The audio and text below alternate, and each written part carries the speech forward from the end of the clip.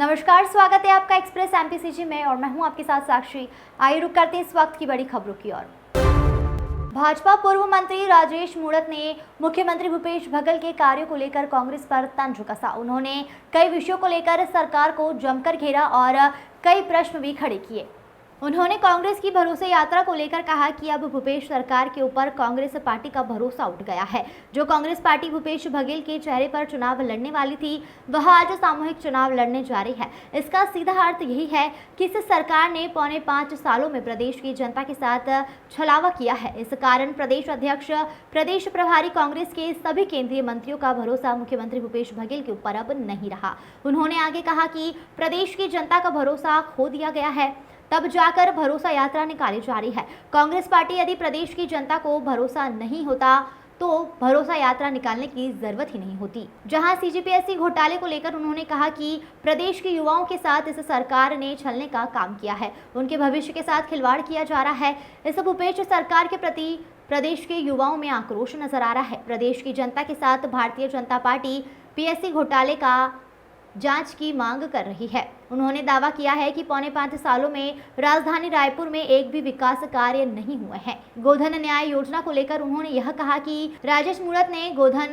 न्याय योजना को लेकर कहा कि भूपेश सरकार की सबसे बड़ी योजना गोधन न्याय योजना है। इस योजना से सबसे ज्यादा फायदा किसी को हुआ है तो वह कांग्रेसी है।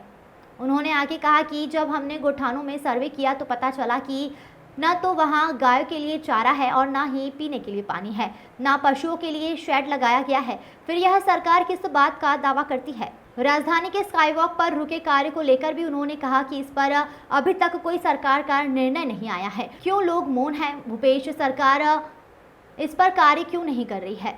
ऐसे विभिन्न विषयों को लेकर राजेश मूणत ने सरकार के ऊपर कई गंभीर आरोप लगाए। मैंने कहा है जैसे 75 साल में 55 साल बस्तर में कांग्रेस पार्टी राज करती है।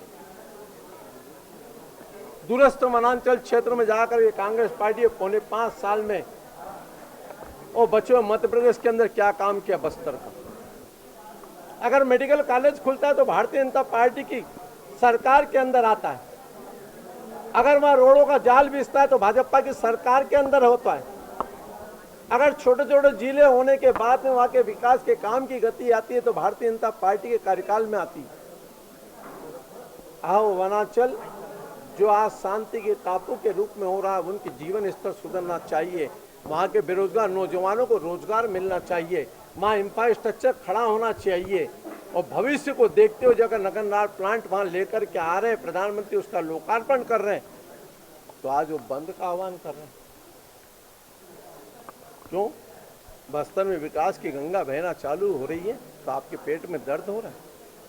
क्या आप बस्तर के साथियों को लंगोटधारी रखना चाहते हो? क्या बस्तर के उन लोगों को, आदिवासियों को, उनको मूलभूत सुविधाओं को हक नहीं मिलना चाहिए? क्या आदिवासियों की जमीन को हड़प करके जो लोग वहां अपना प्लांट लगाए उनको सहयोग करना चाहिए? बस्तर बदल रहा है और जब बस्तर का बदलता हुआ नौजवान, वहां का बस्तर का आदिवासी जगता है और प्रधानमंत्री की सभा के अंदर लाखों लोग आएंगे, इंतजार कर लो। बस्तर परिवर्तन की लहर लेकर के आ रहा है और इसी से घबरा करके आज ये बस्तर बंद करने की बात कर रहा है। ये बंद के दौरान इस प्रदेश की जनता का जब भरोसा इस प्रदेश के मुख्यमंत्री से उठ गया तो फिर भरोसा बचा कहाँ? जिस कांग्रेस पार्टी के नेता हैं उन नेताओं में आपस में भरोसा उठ गया तो भरोसा बचा कहाँ?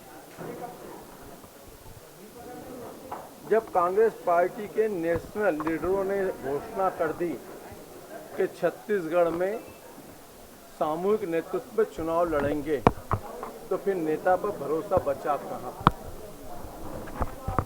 जब आप गंगा जल की कसम खा करके कहते हो हम दारूबंदी करेंगे और दारूबंदी करते नहीं तो भरोसा बचा कहाँ? आप शहरी आवासीय क्षेत्र में जनता के बीच में जाकर ये कहते हो जन घोषणा पत्र में कि हम जमीन का पट्टा देंगे, नहीं तो आपको 2 कमरे का पक्का मकान देंगे। जब वो कर नहीं पाए तो भरोसा बचा कहाँ?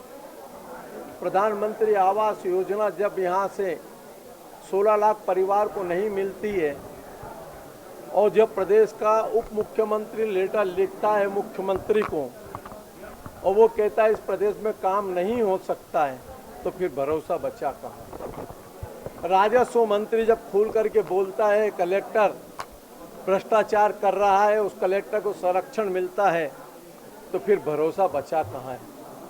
रायपुर की जनता पूछती है कि पौने 5 साल में आपने कौन सा काम किया इस रायपुर शहर में जिसका लोकार्पण आपने किया, जिसका भूमि पूजन किया हो। जब कोई एक काम नहीं आता तो भरोसा बचा कहाँ। जब खुलेआम गांजा, अफीम, चरस, सूखे पदार्थ शहर के चारों तरफ बिकते हैं और उसके बाद में किसी के ऊपर कार्रवाई नहीं हो पाती है, तो भरोसा बचा कहाँ है। अब भरोसा नहीं है।